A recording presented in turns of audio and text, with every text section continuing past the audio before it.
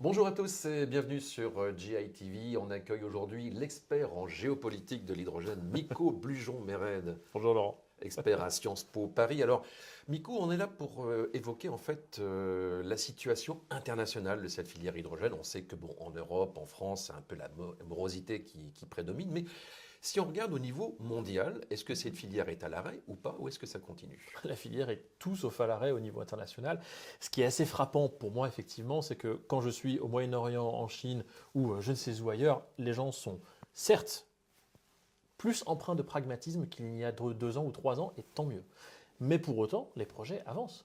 Et en fait, ce qu'on est en train d'observer, c'est qu'en Europe, qui pourtant est le territoire où il y a le plus de projets qui arrivent justement à la Et avec décision beaucoup finale avec d'investissement, beaucoup d'acteurs en plus. bien sûr, on a de plus en plus d'acteurs, malgré ce qu'on peut dire. On a de plus en plus de projets qui arrivent à la décision finale d'investissement. On a des projets qui sortent du stade de démonstration pour entrer au stade, effectivement, de la montée en échelle. Donc on a ça, et malgré ça, tout ce qui est plutôt reporté par la sphère médiatique en général, par des politiques évidemment aussi, c'est de dire l'hydrogène, est-ce que vous êtes vraiment sûr que ça marche? Alors que dans le reste du monde, et notamment en Asie, si on prend le cas de la Chine par exemple, c'est bien un pays où justement on ne se pose pas la question de savoir s'il faut arrêter ou pas.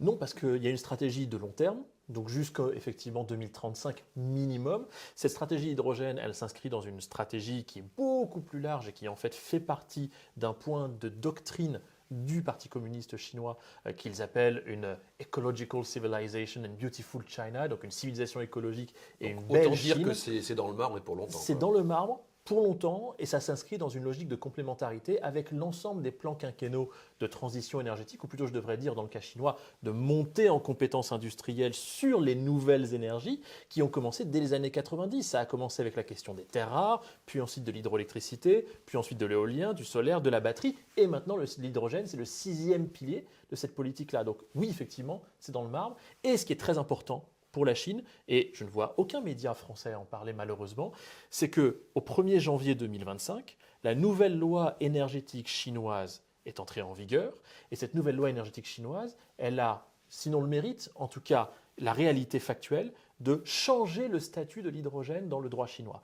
Dans le droit chinois, maintenant, au niveau national, donc depuis le 1er janvier, l'hydrogène n'est plus un matériau dangereux, n'est plus une molécule dangereuse, c'est une ressource énergétique, comme le pétrole, le gaz, etc.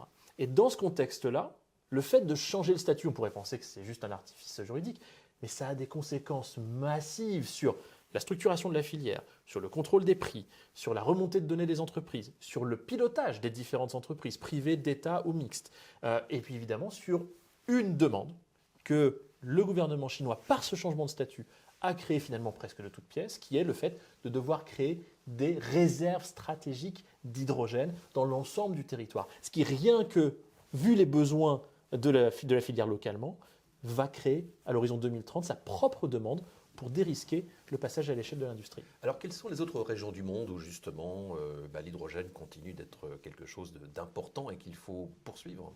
Mais en fait, partout, ce qui est assez fascinant, c'est que l'hydrogène aujourd'hui, quand je fais donc l'une de mes spécialités, vous le savez bien, c'est donc faire le recensement de toutes les stratégies nationales hydrogène. Aujourd'hui, j'ai donc 95 pays au mois de février 2025 qui ont une stratégie nationale hydrogène. Le dernier en l'état étant le Koweït, qui a publié toute fin février. Et donc fondamentalement... C'est un signe quand même. Pour le Moyen-Orient, pour le coup, c'est la suite logique de ce qu'on a vu déjà à Oman, en Arabie Saoudite, aux Émirats Arabes Unis, en Jordanie. C'est pas juste quelque chose effectivement qui a un épiphénomène. Et donc dans ce contexte-là, ce qu'il faut bien avoir en tête, c'est que de la même manière que pour les Chinois, pour des Moyen-Orientaux et plus généralement à l'échelle mondiale, pensez aux Australiens, pensez aux Brésiliens, pensez aux Norvégiens, pour prendre un cas européen, mais en dehors de l'UE, prenez tous ces pays qui sont des grandes puissances de production et d'exportation d'hydrocarbures, ces pays-là ont très bien identifié que la demande en pétrole et la demande en essence en particulier, donc en produits raffinés du pétrole chinoise, va atteindre un plateau et même un pic en 2027-2028, donc la demande va baisser, que si le marché chinois commence donc à se retourner vers des énergies alternatives, il y a un effet d'entraînement massif qui va générer là aussi des bouleversements dans d'autres géographies. On voit la même chose se développer dans un certain nombre de pays. Et donc dans ce contexte-là, ces pays pétroliers-là, gaziers-là, ont besoin et le font dès aujourd'hui, développer l'hydrogène pour justement dérisquer le futur de leur propre industrie. Pour terminer, Miko, comment expliquer ce décalage parce que bon, on est un peu atteint par le catastrophisme ici en France et on a l'impression qu'il faudrait peut-être mettre d'autres lunettes pour voir ce qui se passe ailleurs. Je dirais qu'il y a deux lunettes qui nous déforment effectivement le regard en France. La première, c'est que quand on a pensé hydrogène et qu'on a conçu les politiques hydrogène, on a beaucoup pensé et conçu ces politiques sur la base donc de démonstrateurs. Ces démonstrateurs étaient organisés plus ou moins sur la base d'écosystèmes territoriaux. Cette logique-là était la bonne. On voit que pléthore de pays dans le monde sont en train, depuis 1 an et demi, 2 ans, d'ajuster leur stratégie hydrogène vers des logiques d'écosystèmes territoriaux, on va dire, à la française. Donc ça, pour le coup, bien joué. Mais en France, là, la question maintenant, c'est l'échelle. Et cette échelle-là, aujourd'hui, elle explique pourquoi beaucoup de projets, effectivement, tout simplement arrivent à leur terme, ou que des opérateurs manquent de cash, ou que, tout simplement, il y a une consolidation de cette filière qui est tout à fait logique dans toute industrie d'innovation. Donc, dans ce contexte-là, si on enlevait ces lunettes-là des années 2010 et qu'on mettait des nouvelles lunettes à l'échelle, on verrait que la situation est différente. Et c'est là que l'international est important. En France, on a tout ce qu'il faut aujourd'hui pour se projeter à l'international et plusieurs de nos pépites françaises y arrivent très bien, y compris au Moyen-Orient, en Chine et ailleurs.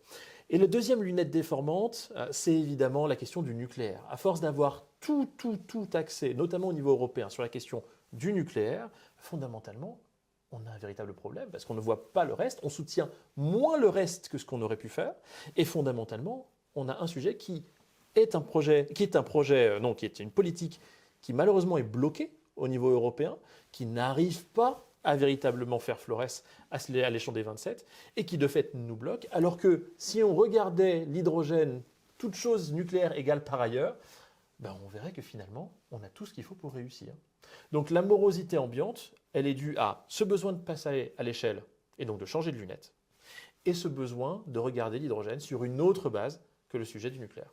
C'était Le Monde vu par l'homme aux lunettes rouges, Miko Blujon, Mérède de Sciences Po Paris. Merci à vous. À bientôt sur GITV.